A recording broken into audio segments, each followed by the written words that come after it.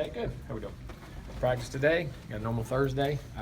Guys were pretty sharp. I like the energy level. Energy level is one of the better ones we've had. Intensity as far as their focus, I liked it. So we got to take it to the field. That's the bottom line. We got to go to the field. We got to play. Questions?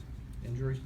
Well, all right. Corey Martinez will be out. Josh Sweat is out. Josh went ahead and had his surgery today on that neck. He tried to go for a day or two, and it re-swelled a little bit. So we went ahead and did it. Hopefully, it'll only be a week and a half or so on that deal. It's like just had a little piece of cartilage in there that they just clipped out and had a little piece, and it was very clean. Did it today.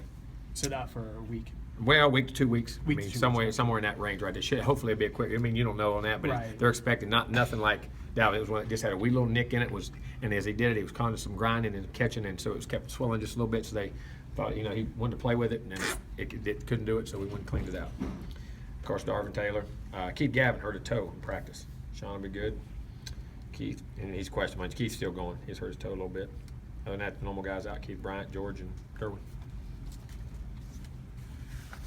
As far as Josh is concerned, I mean, what does that do for things? How does Brian Burns slide into that role? Yeah, well, he was doing it last game. I mean, the same thing. We had it ready to go. I mean, Burns and Pugh, that whole crew. So they were ready to go then. And as far as Brian, I mean, I know when you talked about him in preseason, you were really high on him. What growth have you seen from him? Same. He's really going to be a good player. Just getting all the run stuff down the pass. He's going to be a good player. He flashes, and it's going to be great. Being in that environment last week, I think was good for him. I think it's part of growing, and hopefully he'll even get better and better because this guy's going to really develop into a good football player, in my opinion.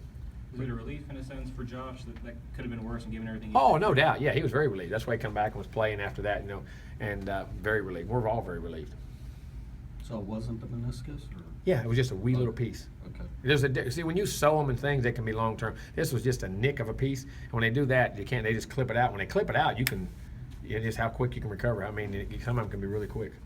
It's just different procedure they do on the meniscus, different kind. Thank you, Dr. Fisher. You're welcome. Cartilage is meniscus. Cartilage. I mean, I used to say cartilage. I mean, or sometimes you'll have